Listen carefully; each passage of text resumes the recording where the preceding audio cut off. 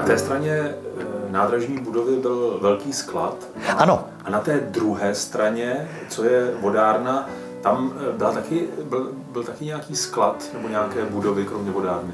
To měla traťovka. Jo? Tam ona na tom place vedle té vodárny směrem k Vejprtům, tam byl plac, já nevím, široký 5, 6, 8 metrů a na tom place oni třeba měli pražce, jo, a tady ty součástky kolejnice a to součástky na opravy tratí a tohle a ty starý pražce tam dávali, s těma se potom, tenkrát se mohlo topit, že jo, tenkrát jsme ty pražce kupovali, protože to zaprvé byly levný, že jo, a ono to vyhřálo, protože tam byl ten téd, že jo, a to prostě to hřálo dobře. Jak často vám tam jezdila pára? No, tak ta tam jezdila, vlastně tam jezdili motoráky, osobák, ale ze začátku jezdila na manipuláku, jezdila pára 534 a pak teda, když vylezly ty 435 ty traktory, tak s nima, tak potom tam přestala ta párovka jezdit. To bylo, ještě za mě tam jezdila asi 2 nebo 3 roky a pak už ke konci 66, 67, 68 už tam jezdil traktor. Takže ta vodárna se přestala používat? Ta už se nepoužívala. Ta se nepoužívala ani za mě, protože on si dobral vodu v Křímově a ve Vejprtech. Takže ten kousek, to bylo, já nevím, půl hodiny cesty nahoru, ta párnička, takže tam jako on nepotřeboval tu vodu. Co bylo ve vodárně? Ve vodárně v přízemí tam byly jako obytné místnosti takový. A na levé straně, když se podíváte od výpravní budovy, tak na levé straně to měl jeden vlakovedoucí a na pravé straně to měl druhý vlakovedoucí jako letní sídlo. Jako takovou tu rekreační chatu, že tam jezdili na víkendy nebo na dovolenou nebo tohle. Protože tam byly houby, tak oni tam vždycky přijeli a to. Tom dole v přízemí? Dole v přízemí. Nahoře jsem nebyl. Za celých 5 jsem se tam nedostal, nevím proč. Za celých 5 jsem v té budově nahoře nebyl. Vím, že ta vodárna byla zásobená s těmi nádržemi, co jsou na té stráni nad Kovářskou, nahoru do lesa. Jo? Tam byly stupňovitě asi 3 takový ty zásobárny vody, které potom pouštěly tu vodu do té vody. Za mě už nebyla jako funkční. Ta vodárna jako taková. Jo? Za mě už nebyla. V tom 63. už tam mašiny jezdily, ale nedobírali vodu. I když tam byl prostor na to. Jo? Ale nedobírali. Jaké byly zimy na Kovářské? Zimy krásný. Lepší jak tady. Tam, když se podíváte vlastně,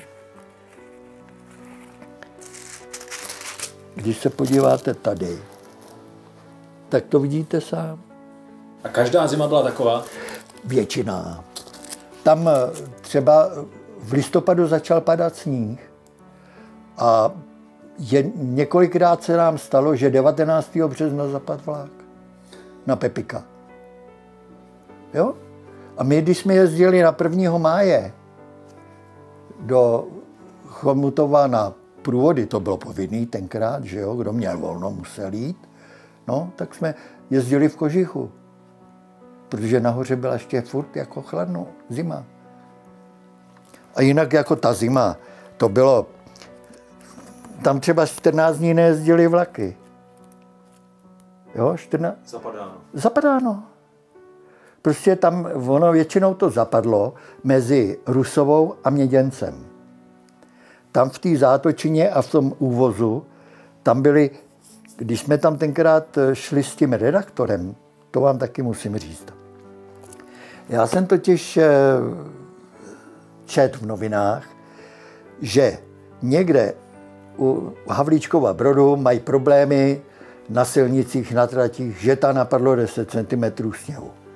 Já jsem se naštval, napsal jsem do té redakce, jak vy tady můžete říkat, že tam měli problémy s 10 cm, když tady je 2 metry na kolejích a nikdo se toho ani nevšimne. Tak se mi ozval redaktor. V kterém roce to bylo? 66. Tak se mi ozval redaktor, nebo 66, 67, ta zima. A že bychom se mohli sejít. A já jsem říkal, dobře, tak přijďte do Křímova, já tam budu a tam bychom se dohodli, co a jak dál. Tak přijel do Křímova. Z Křímova už jezdil jenom autobus, tam už vlak nejezdil. Jo. Jel do Rusový, tam jsme vystoupili a že půjdeme pěšky do Kovářsky, po trati. No a když jsme tak šli po té trati, on říká, a kde máte ty koleje? Já jsem říkal, no tady pod náma, 4 metry. On říkal, to není možné. Já jsem říkal, no počkejte. Tak jsme přišli před Měděnec a tam je vlastně před Měděncem jsou, myslím, 2 podjezdy, jako silniční nadjezd, nebo nadjezdy, že jo. A tam jdeme po tom sněhu a prostě takhle kamenná hráz, jo, z kamenů. On říkal, co to je? Já jsem říkal, no to je zábradlí na mostě. No jaký? Já jsem říkal, no pod náma je přeci tráť, tam potom jezdí vlaky. No, tak jsme přišli dál a tam byli ty potrestaný, který vyhazovali ten sníh a byl tam trať-mistr, tak jsem se trať-mistra zeptal, trať-mistře, jak je to vysoký tady, kolik je tady na to? On říkal, no od hlavy kolejnice nahoru na vrchol té návěje, tak je to 6,20 metrů. Tomu spadly zuby. Tomu spadly čelisti, jo, tomu redaktorovi. No tak jsme šli potom dál, až jsme teda přišli do toho. Tam už to šlo, protože pak tam přijel ten německý sněhomet v tom 67. A ten vlastně se dostal taky jenom do Měděnce a tam už to muselo všecko ručně. Protože on bral asi 3,5 metru vejšku, no a tam už byly 4metrový závěr, ono to padalo na něj. Jo, to byly ty malé mašiny tam, ale bylo to pěkný. No, ta zima, říkám, to se nedá, protože když potom, my jsme chodili i s tím vedoucím toho lesního, toho manipulačního skladu, s tím lesákem, jsme chodili zakládat krmení v zimě pěšky nebo na lyžích.